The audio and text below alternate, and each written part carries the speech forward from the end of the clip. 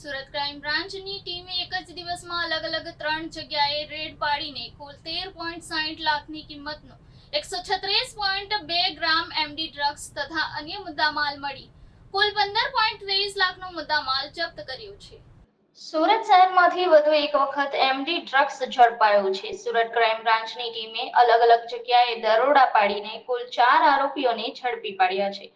પોલીસે 13 લાખથી વધુની કિંમતનું મેફેડ્રોન ડ્રગ્સ જપ્ત કર્યું છે અને અલગ પોલીસ મથકમાં 3 ગુનાઓ રજીસ્ટર કરીને આ મામલે કાયદેસરની કાર્યવાહી હાથ ધરી છે। ડીસીપી બીપી રોજિયાએ જણાવ્યું હતું કે સુરત શહેરમાં no drugs in Surat city અભિયાન અન્વયે ડ્રગ્સ માફિયાઓ વિરુદ્ધ સુરત પોલીસ દ્વારા સતત કાર્યવાહી કરવામાં આવી રહી છે। ગત અઠવાડિયે 23 જૂનના રોજ સુરત ક્રાઇમ બ્રાન્ચ દ્વારા એક જ દિવસમાં 5 કેસ કરવામાં આવ્યા હતા અને 350 ગ્રામ જેટલું એમડી ડ્રગ્સ જપ્ત કરવામાં આવ્યું હતું અને 7 આરોપીઓની ધરપકડ કરવામાં આવી હતી, જેમાં અથવા પોલીસ મથકમાં 2 ગુના, રાંદેરમાં 1, પાલમાં 1 અને ડીસીપી પોલીસ મથકમાં 1 ગુનો દાખલ કરી 7 આરોપીઓની ધરપકડ કરવામાં આવી હતી।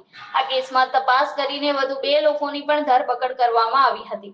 આ દરમિયાન ગત રોજ સુરત ક્રાઇમ બ્રાન્ચને વધુ 3 કેસ કરવામાં સફળતા મળી હતી। વધુમાં જણાવ્યું હતું કે આગામી સમયમાં ડ્રગ્સ માફિયાઓ વિરુદ્ધ સુરત પોલીસની ટીમ વધુને વધુ સખ્તાઈથી કામ કરશે। સુરત શહેરમાં નો ડ્રગ ઇન સુરત સિટી અન્વયે સુરત પોલીસ દ્વારા સતત ડ્રગ વિરોધી માફિયાઓ વિરુદ્ધ સતત કાર્યવાહી કરવામાં આવી રહી છે।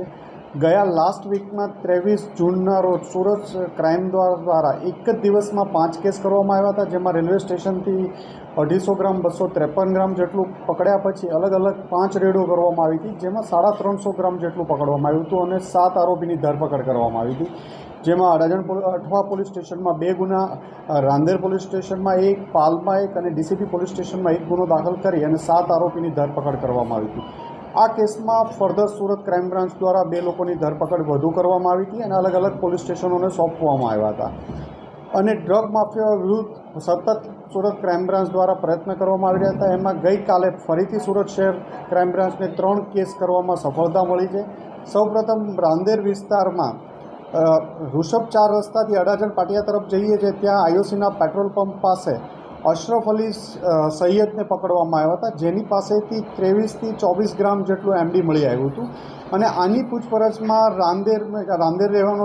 રાંદેરનો રહેવાસી છે અને એના ઘરેથી વધુ ફર્ધર રેડમાં સર્ચ દરમિયાન એના ઘરેથી 7 ગ્રામ જેટલું 7 થી 8 ગ્રામ મળ્યું, એમ ટોટલ એની પાસેથી 32 ગ્રામ જેટલો મુદ્દામાલ 3,20,000નો કબજે કરવામાં આવ્યો હતો, જે પીઆઈ કેઆઈ મોદી અને એમની ટીમ દ્વારા કરવામાં આવ્યું હતું। સાથે એ જ સમયે પોલીસ ઇન્સ્પેક્ટર SN પરમાર અને એની ટીમ દ્વારા ભેસ્તાન ગણેશ કૃપા ઇન્ડસ્ટ્રીયલ એસ્ટેટમાં પણ એક રેડ કરવામાં આવી હતી, જ્યાંથી નિર્મિત જાડેજા પાસેથી 80 ગ્રામ જેટલું એમડી મળ્યું હતું અને આ એમડી ક્યાંથી આવ્યું એ તપાસ કરતાં એ જયેશ મકવાણા નામનો એક કિસમ છે, જે વરાછાનો રહેવાસી છે, એની પાસેથી મેળવેલાનું મળ્યું હતું।